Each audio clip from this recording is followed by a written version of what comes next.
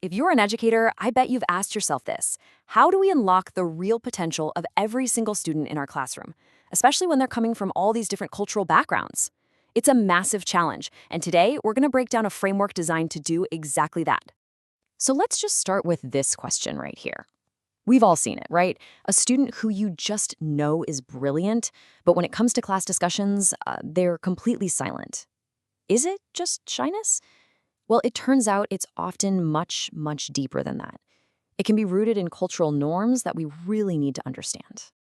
So let's take a look at an example from Javanese culture, the concept of isin wadi. Now, this is not just about being polite. It's a really deep-seated cultural value, where kids are taught to have this sense of shame and even fear, which naturally encourages them to be more reserved and deferential. Just imagine trying to carry that into a typical Western classroom that's all about speaking up and debating. And that's often paired with another concept, sunken. This goes way beyond simple respect. It's this complex feeling of not wanting to impose or, overstep your bounds. So a student might stay quiet, not because they don't have a great idea, but because they genuinely feel it would be improper to challenge or even add to what an authority figure, the professor, has already said. So how in the world do we build a bridge for these students? Well, today we're going to walk through a 5-part framework. We'll start with finding a voice and building the mental foundation, then move to mindful practice and crafting a pitch. After that, we'll look at the actual evidence and see how this all leads to making students truly ready for the professional world. So the solution we're looking at is a framework called disciplined storytelling, and it's designed from the ground up to tackle these exact cultural and personal barriers by building communication skills methodically. And here it is. This pyramid really illustrates the whole process perfectly. You see, it's a scaffolded approach. You don't just jump in and demand a perfect presentation right off the bat. No, instead, you start by building a really solid foundation of mental models. Then you work your way up through idea focus and mindfulness until you finally get to the top, the pitch. It's step by step, and it totally respects where each student is starting from. So let's start where it all begins, the base of that pyramid. Before anyone can speak with confidence, they have to build the right mental foundation. This whole first part is just about preparing the mind. Now, this is what I think is so brilliant about this approach, how holistic it is. The base isn't just theory.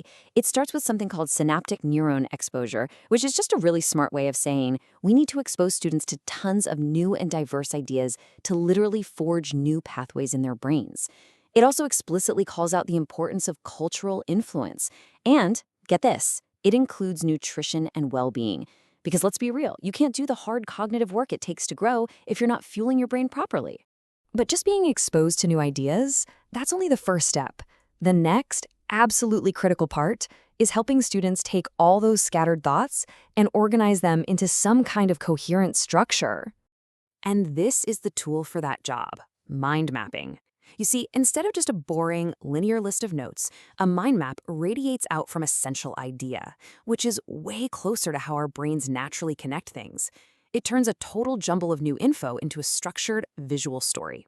Honestly, this makes a powerful argument for why mind mapping should be a required part of every single critical thinking course out there.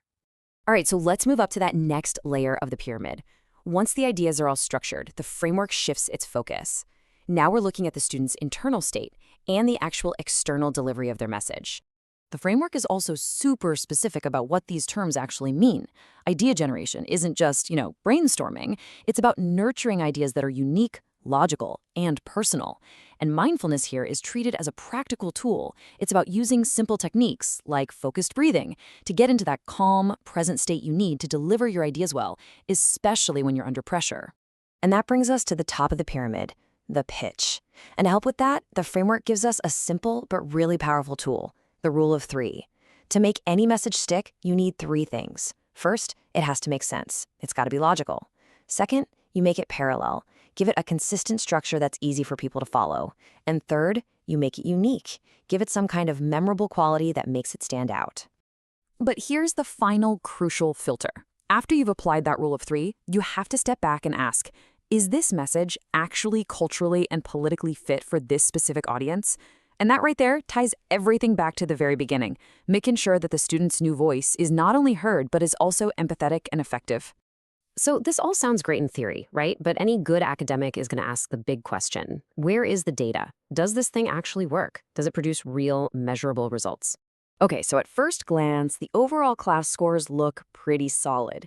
You can see strong marks across the board, critical thinking, analysis, engagement, with most scores hovering in the mid-80s. But just looking at the average never tells you the whole story. The really good stuff is in the details.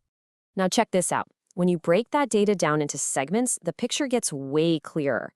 Look at how the overall score climbs from 67 all the way up to 86. But even more important, look at the jump in the depth of analysis for those top two groups. The scores leap from the 17s to 19 and 21. This tells you the framework isn't just pulling up the average, it's actually creating top-tier performers. But here it is, the single most surprising finding from the entire study. It wasn't just the quiet, introverted students who were transformed.